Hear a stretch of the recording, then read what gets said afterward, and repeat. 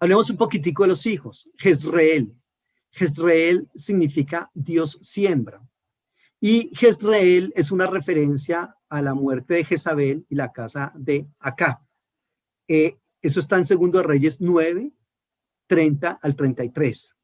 Recuerden ustedes quién fue Jezabel, ¿se acuerdan? Fue la perversa esposa de Acab, una mujer que según se dice era bastante mala. Claro, hija de otra mujer bastante perversa también, que se llamaba Atalía, la famosa Atalía. Atalía que les he venido comentando que entró a gobernar matando a todos sus nietos para poder ella subir al trono. Esa es la famosa mamá de Jezabel. Entonces, un poco complejo ese aspecto. Leamos 2 Reyes 9:30. ¿Están conmigo, grupo? Amén, pastor. Sí, pastor. Sí, pastor. Okay. Sí, amén, amén. Muchas gracias. 2 Reyes 9:30. Vino después Jehú a Jezreel, y cuando Jezabel lo oyó, se pintó los ojos con antimonio y atavió su cabeza y se asomó a una ventana. Y cuando entraba Jehú por la puerta, ella dijo: ¿sucedió bien a Zimri que mató a su señor? Alzando él entonces su rostro hacia la ventana, dijo: ¿quién está conmigo? ¿Quién? Y se inclinaron hacia él 2 o 3 eunucos, y él les dijo: échenla abajo. Y ellos la echaron, y parte de su sangre salpicó en la pared y en los caballos, y él la atropelló. Entró luego, y después que comió y bebió, dijo: vayan ahora y ven a aquella maldita y sepúltenla, pues es una hija de un rey. Pero cuando fueron para sepultarla, no hallaron de ella más que la calavera y los pies y las palmas de la mano.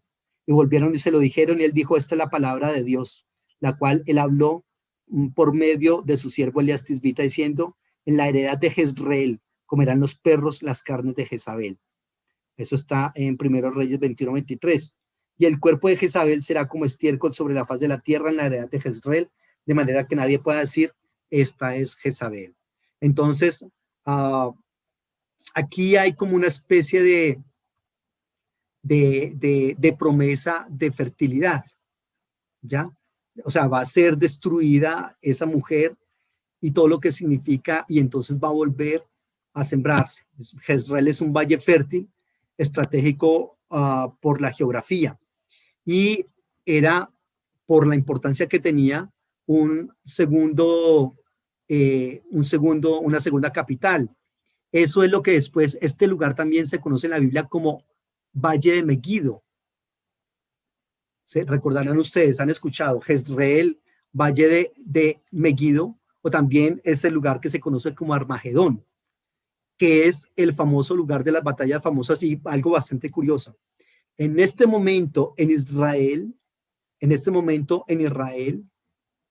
todo el complejo militar está ahí, en lo que se conoce como el Valle de Megiddo o Valle de Jezreel, donde se va a dar también, reitero, la batalla del Armagedón. O sea que evidentemente sí se da, claro, todo eso está búnkers bajo tierra, así no se ve nada, pero eso es así. El otro hijo se llama Lo Ruama, que significa no amar, no compadecerse, no sentir compasión, no tener piedad, no tener misericordia. Entonces, fíjense que reitero, esos hijos de Oseas con Gomer y sus nombres ya nos están dando cuenta de un mensaje teológico que hay ahí en esas raíces de sus nombres. Entonces, Loruama, reitero, significa no amada, no compadecida, no sentir compasión, no tener misericordia.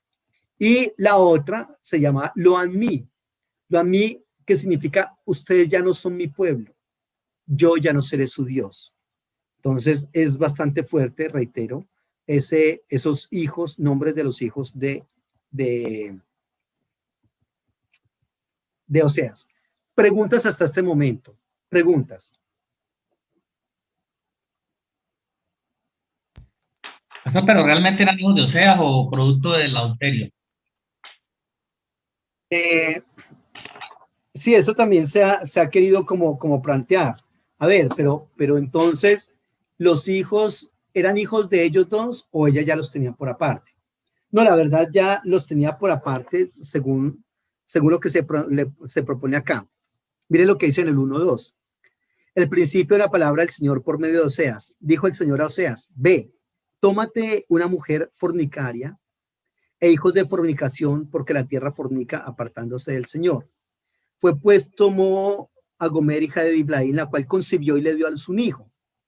Y le dijo el Señor, ponle por nombre Jezreel, porque de aquí a poco yo castigaré la casa de Jehú por causa de la sangre de Jezreel y haré cesar el reino de la casa de Israel.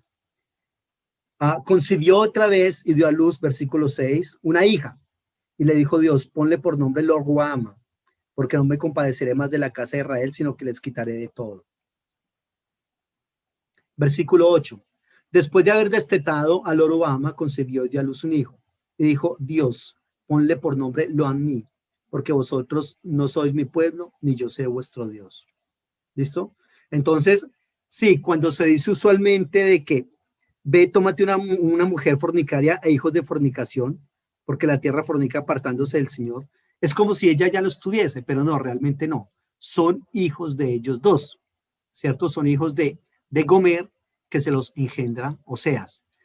Lo que pasa es que por ser ella, digamos, una fornicaria, desde la perspectiva que le he estado mencionando de fornicación, pues sencillamente esos muchachos también, lo que el texto quiere decir es hijos malditos, hijos que representan juicio, hijos que son símbolo del pecado que está cometiendo Israel con otros dioses. ¿Listo? Básicamente eso es a lo que se refiere. Ok, ¿preguntas?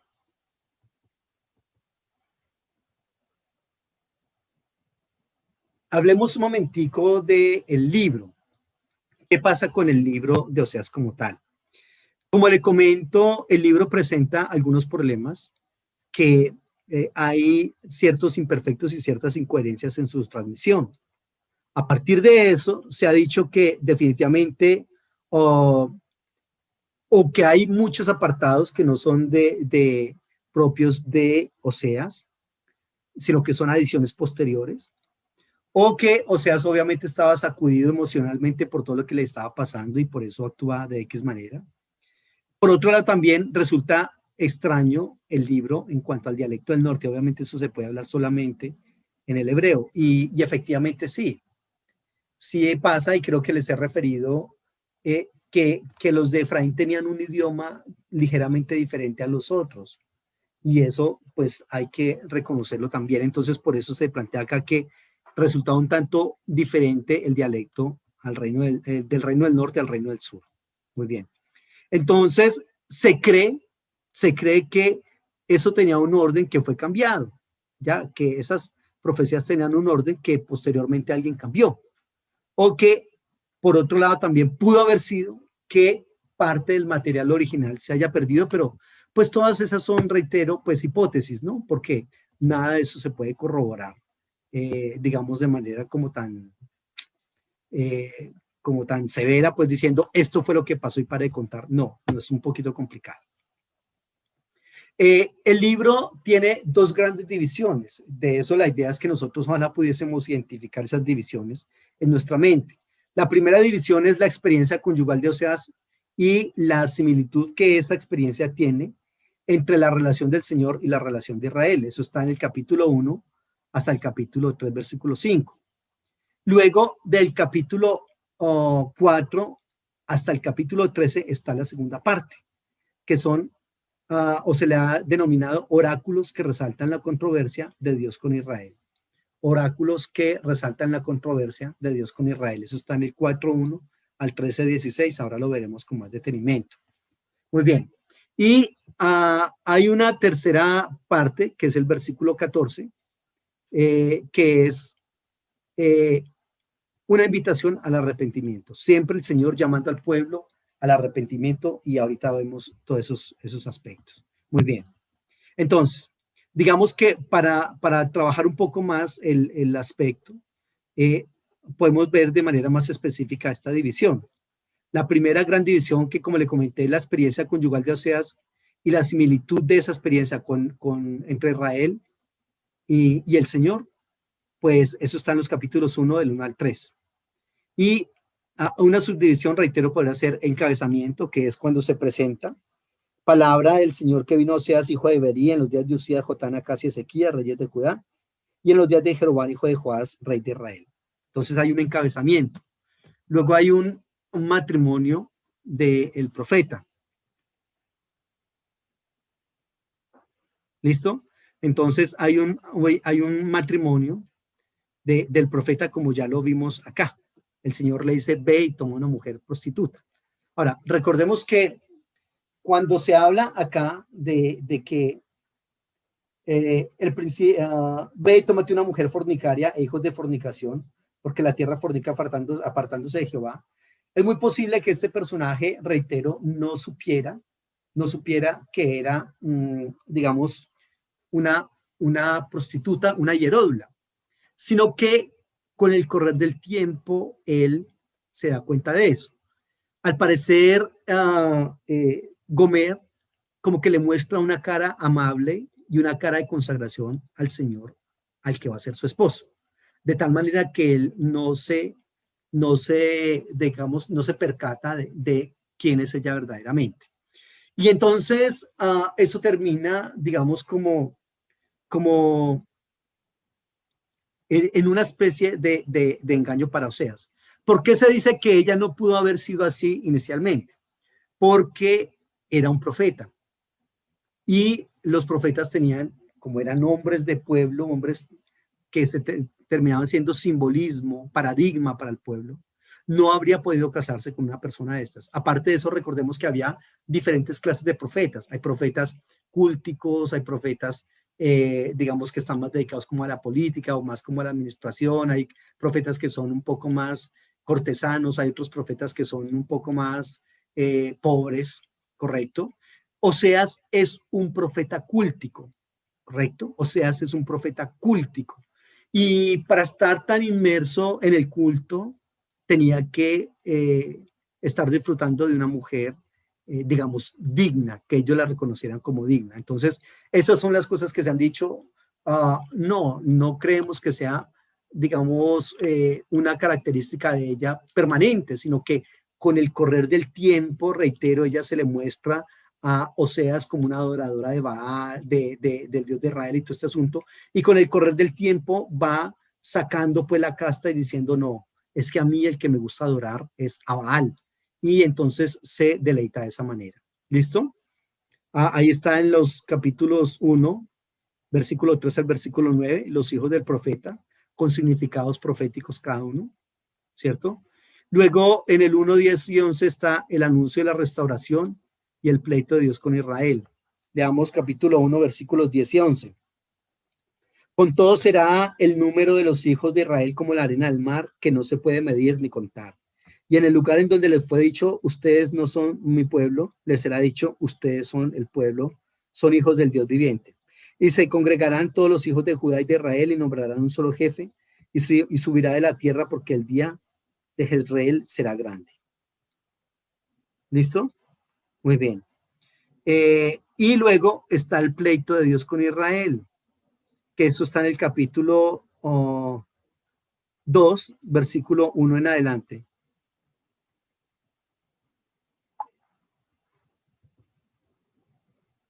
Y ya en el capítulo 2, versículo 14 al 23, están los nuevos esponsales del Señor con Israel. Es decir, en el primer capítulo le dice, usted ya no son mi pueblo. Y ya en el capítulo 2, versículo 14 en adelante, entonces nuevamente la toma para él. Pero ve aquí que yo la atraeré y la llevaré al desierto y hablaré a su corazón. Y le daré sus viñas desde allí y el valle de Acor por puerta de esperanza. Y allí cantará como el tiempo de su juventud y como en el día de su subida de la tierra de Egipto. Ahí está. Luego viene en el capítulo 3 la restauración de la adúltera. Ese texto habla de cómo el Señor le dice, ve y consíguete una mujer y ni tú vas a tener nada con otra mujer ni ella va a tener nada con otro hombre. Mira lo que dice, me dijo otra vez el Señor, ve, ama a una mujer amada de su compañero, aunque adúltera, como el amor del Señor para con los hijos de Israel, los cuales miran a dioses ajenos y aman tortas de pasas. La compré entonces para mí por 15 ciclos de plata y 1 homero y medio de cebada. Y le dije, tú serás mía durante muchos años, durante muchos días. No fornicarás ni tomarás otro varón, lo mismo haré yo contigo. Ahí está. Muy bien.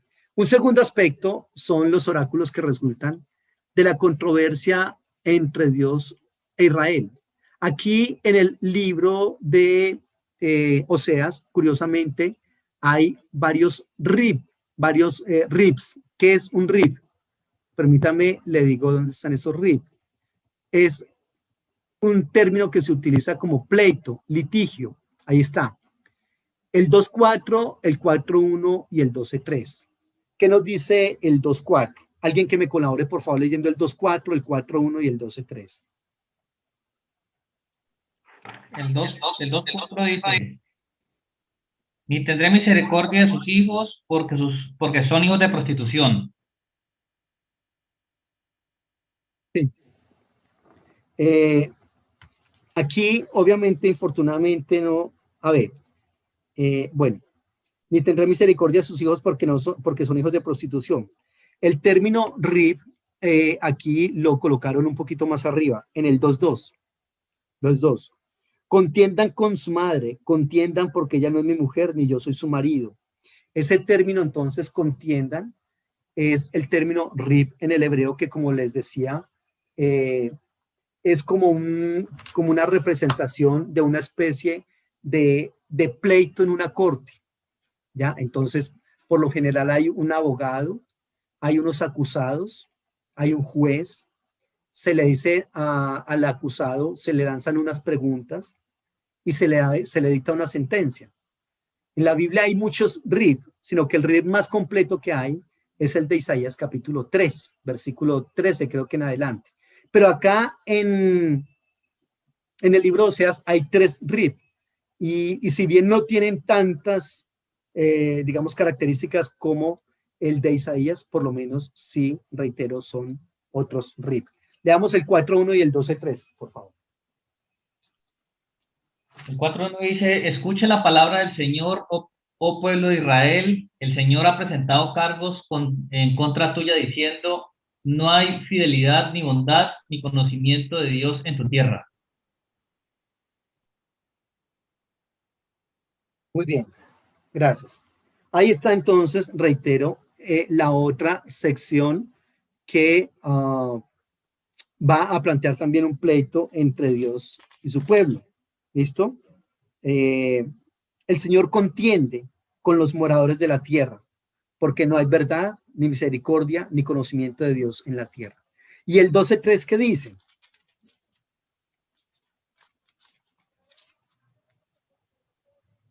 En el seno materno tomó por el calcañar a su hermano y con su poder venció al ángel. Perdón, ese también lo colocaron en el 2. Mire lo que plantea acá. Pleito tiene el Señor con Judá para castigar a Jacob conforme a su camino. Le pagará conforme a sus obras.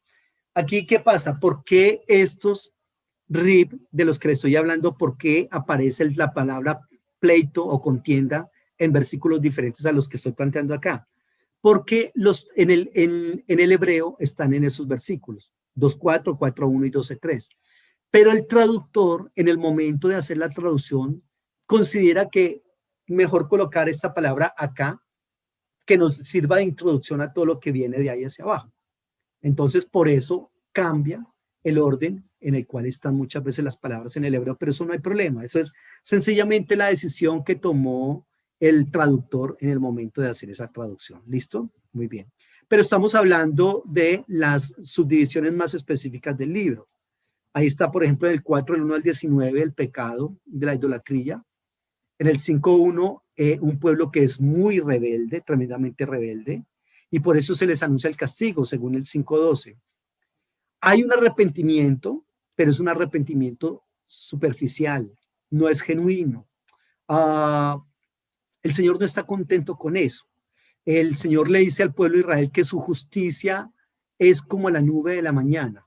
Entonces, sencillamente, no, eso no va a pasar nada ahí. ¿Listo? Y también les reprocha que ellos tienen una falsa piedad, según el capítulo 6, versículo 4 en adelante. Israel está muy inmundo, según el 7:10, y la llaga del pueblo es una llaga que va a ser una llaga que va a ser descubierta, se va a poner a la vista de todo el mundo. El pueblo de Israel no aprende, son torpes, son insensatos, y ahí está nuevamente la prostitución espiritual del pueblo. Por lo tanto, hay un castigo divino, ¿cierto? Un castigo por la idolatría, en fin. Muy bien, ahí estamos, ¿sí? Las consecuencias de la infidelidad de Dios por su pueblo Israel, que eso se ve, reitero, en el exilio del Reino del Norte. Muy bien. Y la tercera división es una invitación al arrepentimiento. ¿Qué debe hacer el pueblo? Leamos del 1 al 3. Estoy en el capítulo 14, del 1 al 3. Vuelve, oh Israel, al Señor tu Dios, porque por tu pecado has caído. Lleven con ustedes palabras de súplica y vuelvan al Señor y díganle: quiten toda iniquidad y acepta el bien, y le ofreceremos la ofrenda de nuestros labios. Versículo 3. No nos librará el asirio, no montaremos en caballo, ni nunca más diremos a la obra de nuestras manos, dioses nuestros, porque en ti el huérfano alcanzará misericordia. Ojo con ese versículo 3. Ya no nos librará el asirio y ya no montaremos más en caballo. Oh, un momento. Me vengo a enterar hoy de que montar a caballo es pecado. No, no es que sea pecado, perdón, pero es que ahí dice ya no montaremos más a caballo. Ahí lo que quiere decir, aquí es otra sinécdoque. Ahí lo que quiere decir es que ya no confiaremos más en Egipto.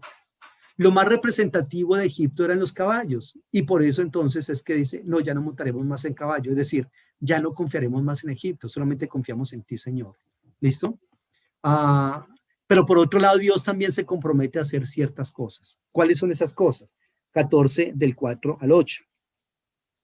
Yo sanaré su rebelión. Yo los amaré de pura gracia, porque mi ira se apartó de ellos. Yo seré a Israel como rocío, él florecerá como el lirio y extenderá sus raíces como el Líbano. Se extenderán sus ramas y serán gloria como la del Líbano y la perfumará como el Líbano. Ahí está. Entonces, eso es lo que Israel debe hacer y lo que también hará el Señor. Muy bien. Por otro lado, el profeta Oseas va a emplear imágenes que son bastante interesantes. Esas imágenes son desde varios ámbitos. ¿Listo? Veamos desde cuáles. Por ejemplo, a muchas de las relaciones entre padre e hijo o entre esposos. O también Israel, que la representa como una cándida paloma o como una novilla domesticada. O también como a Dios lo representa como un león o como un oso o un leopardo. Leamos por favor capítulo 7, versículo 11. A ver quién lo tiene, si por favor no lee.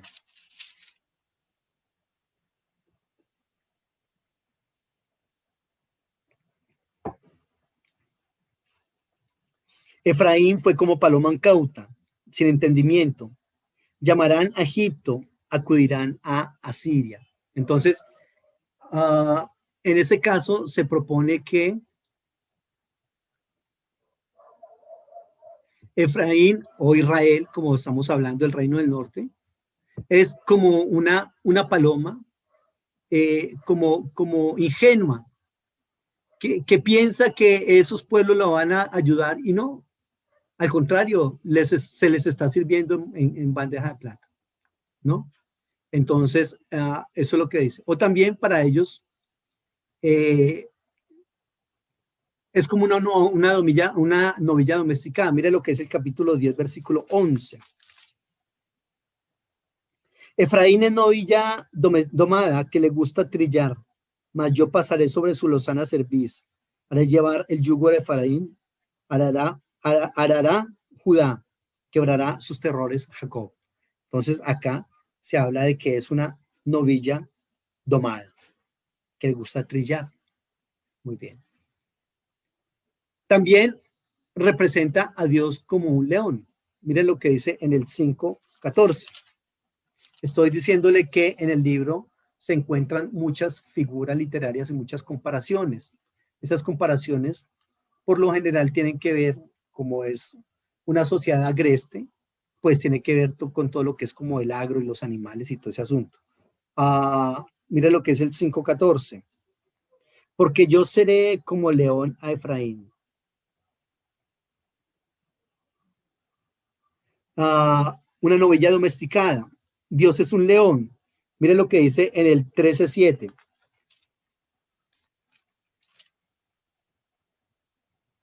Por tanto, yo seré para ellos como un león, como un leopardo en el camino los acecharé.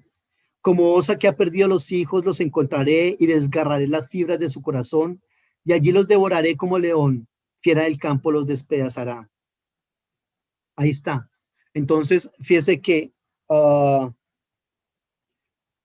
el Señor va a ser como para el pueblo como un león, o sea, no tienen escapatoria de ninguna manera, o como como un oso, o como un leopardo, o como una leona, como lo acabamos de ver. Entonces hay varias figuras del mundo animal, ¿listo?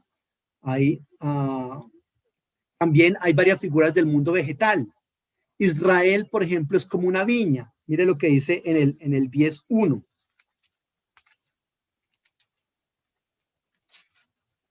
Israel es una frondosa viña que da abundante fruto para sí mismo. Conforme a la abundancia de su fruto multiplicó también los altares. Conforme a la bondad de su tierra aumentaron sus ídolos. Está dividido su corazón. Ahora serán hallados culpables. El Señor demolerá sus altares y destruirá sus ídolos. Aquí entonces muestra a Israel como una viña frondosa y muy fructífera, pero dando fruto para ella misma. O sea, recordemos nosotros que uno realmente en este mundo no está como para dar fruto para uno mismo, sino para los demás. Y eso es el reclamo que se le está dando acá. ¿Se acuerda que les dije al inicio que Israel en ese momento era mucho más adinerado y que había una apertura económica y comercial muchísimo más poderosa en el reino del norte que en el reino del sur? Y eso se ve acá en este texto. Dice, ellos tienen muchísimo fruto para ellos, pero esos frutos, parte del problema era que, reitero, habían una cantidad muy reducida, muy pequeña de gente con muchísimo dinero, mientras que habían otros que no tenían mucho y eran la mayoría que no tenían nada. Pero en ese caso también otra figura del mundo vegetal es que es como racimos. Mira lo que dice en el capítulo 9, versículo 10. Como uvas en el desierto hallé a Israel, como la fruta temprana de la higuera en su principio vi a vuestros padres. Ellos acudieron a Valpeor, se apartaron para vergüenza y se hicieron abominables como aquello que amaron. Entonces, estos personajes, de tanto ir a la adoración con otros dioses, entonces Dios los ha desechado. Mire lo que dice en el 14:8, ya es una imagen refiriéndose a Dios. Efraín dirá, ¿qué más tendré yo con los ídolos? Yo lo oiré y miraré. Yo seré a él como la haya verde. De mí será hallado tu fruto. Entonces, Dios es también como un ciprés, que es la única solución para Israel, según dice. Muy bien.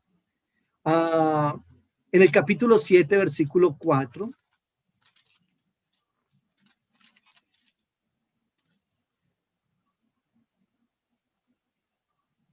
Bueno, voy a leer desde un poco más atrás, desde el 1. Mientras curaba yo a Israel, se descubrió la iniquidad de Efraín y las maldades de Samaria, porque hicieron engaño y entró el ladrón y el salteador despojó por fuera, y el salteador despoja por fuera. Y no consideran en su corazón que tengo en memoria toda su maldad. Ahora le rodeará sus obras, delante de mí están. Con su maldad alegran al rey y a los príncipes, con sus mentiras. Todos ellos son adúlteros, son como horno encendido por el hornero. Como cesa de avivar el fuego, perdón, que cesa de avivar el fuego después que está hecha la masa, hasta que se haya leudado. Ahí está. Y más atrás les había dicho que de Israel se dice que la conversión de ellos es como la niebla de la mañana. Eso no va a tener ninguna duración, eso es mientras que el sol sale, pero ya. Y también con el rocío del amanecer. ¿Qué haré de ti, oh Efraín? ¿Qué haré de ti, oh Judá? La piedad de ustedes es como la nube de la mañana y como el rocío de la madrugada que se desvanece. No son piadosos para nada. Eso medio hacen alguna cosita que aparentemente los llevaría a ser piadosos, pero de ninguna manera lo son. Muy bien, preguntas. Esta es una pequeña introducción general al libro de Oseas. La verdad que muy interesante, pastor. Y el destino de Gomer, pastor, entonces, ¿cuál llega a ser? ¿El mismo de Israel? ¿El destino de quién? De Gomer. Sí. Ah, ellos, permítame, leamos el versículo, el capítulo 3. Y ojalá si tuviesen una traducción diferente a Reina Valera.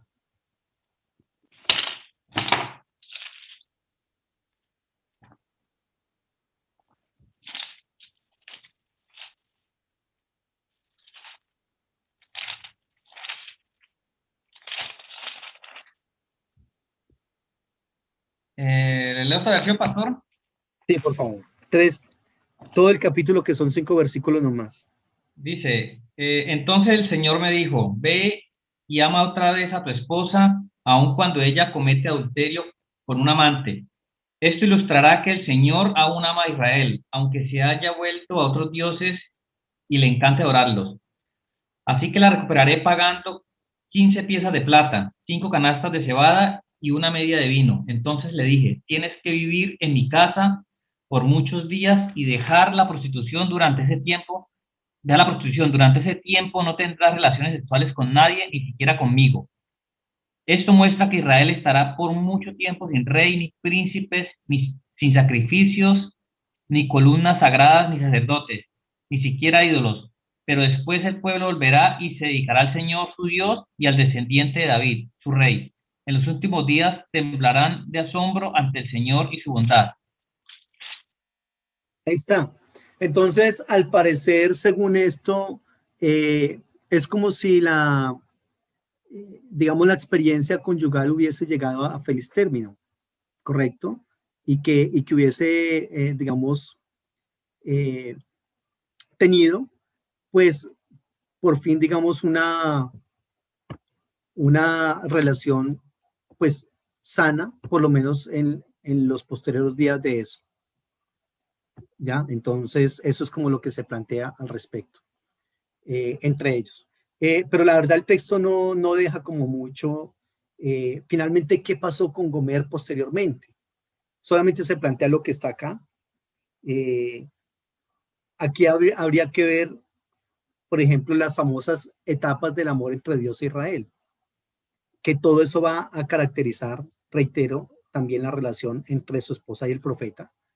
Pero finalmente Dios perdona a Israel y vuelven a tener esa relación. Pero aquí lo que es bastante fuerte es que Israel nunca, hasta el momento, no han dejado de ser idólatras. Es mentira que Israel siquiera en alguna época de su historia fue monoteísta. No, Israel no fue monoteísta, ni lo ha sido, eso es falso. Quizás a nosotros nos enseñan a veces de que Israel fue monoteísta por textos como Deuteronomio 6:4. Oye ahora Israel, Jehová nuestro Dios, Jehová uno es. No, ¿qué va?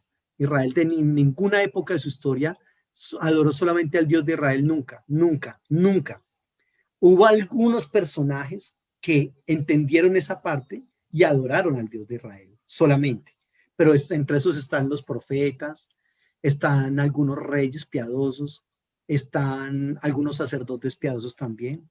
Pero que hubiese sido la regla general de Israel ser monoteísta, no, jamás. Entonces, desde esa perspectiva, esto es lo que se ve entre Gomer y la esposa, Gomer Y en la actualidad, Israel sigue viviendo esa situación.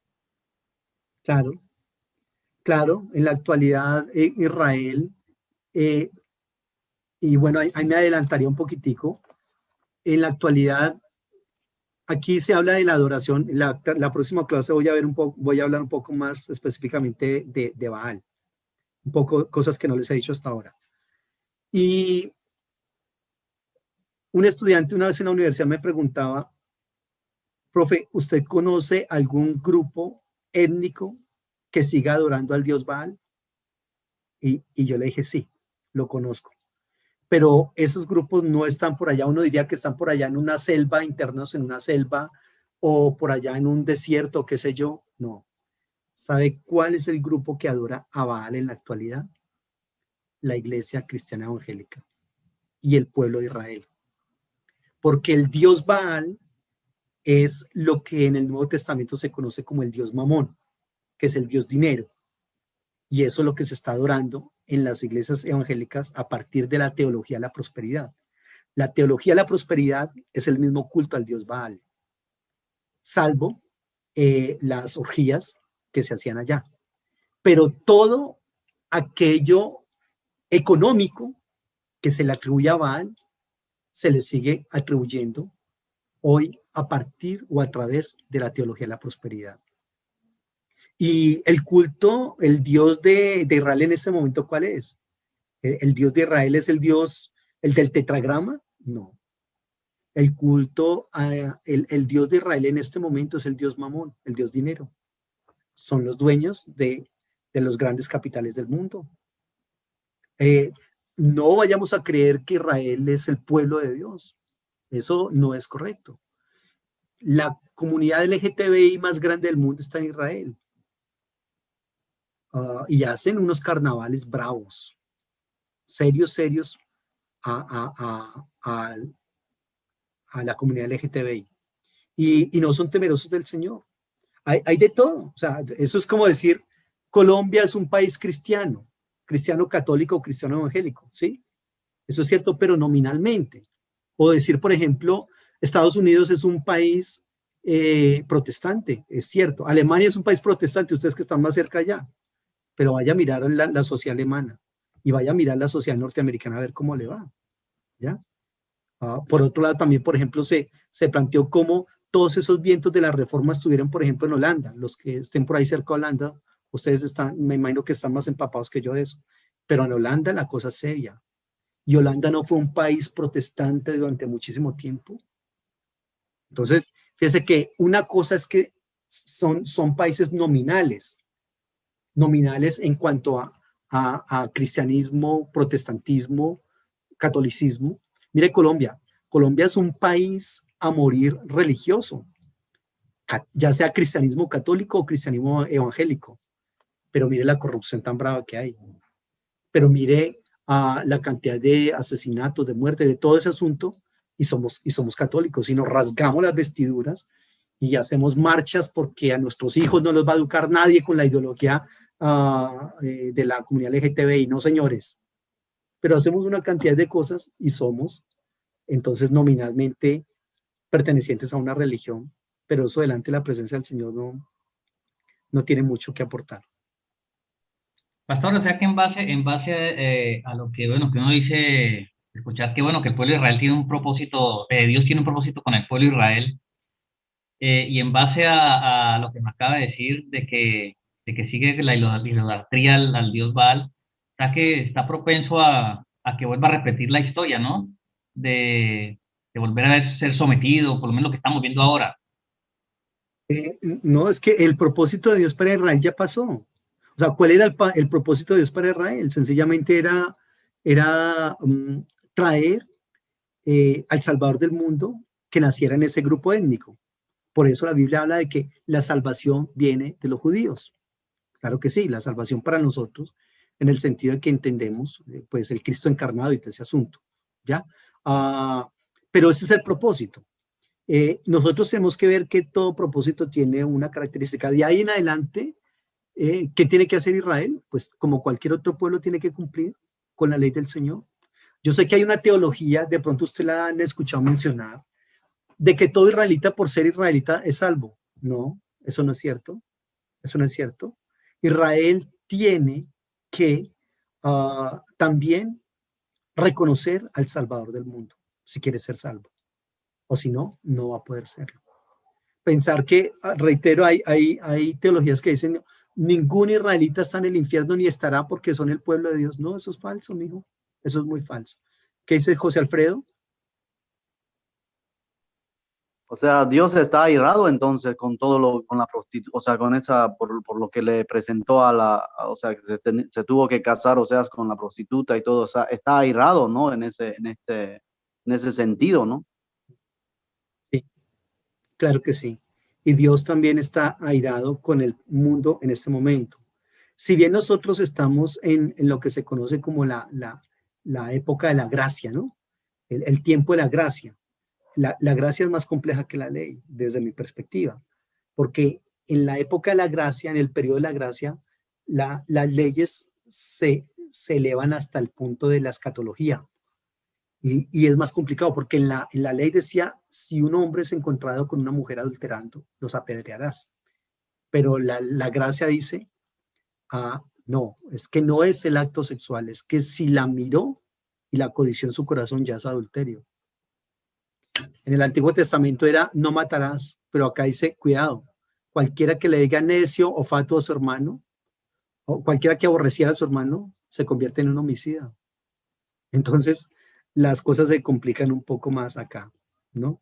Entonces, claro, infortunadamente, la ira se constituye en el destino escatológico del ser humano. ¿Qué significa eso? Que la ira de Dios, es lo que muchos seres humanos experimentarán ya en el último momento de su vida y sobre todo de la eternidad, la ira de Dios. Porque recordemos una cosa, Dios es amor y eso nadie lo niega. Pero cuidado, Dios también es ira. Y cuando venga ese momento de la ira, Señor, Dios nos ayude mejor.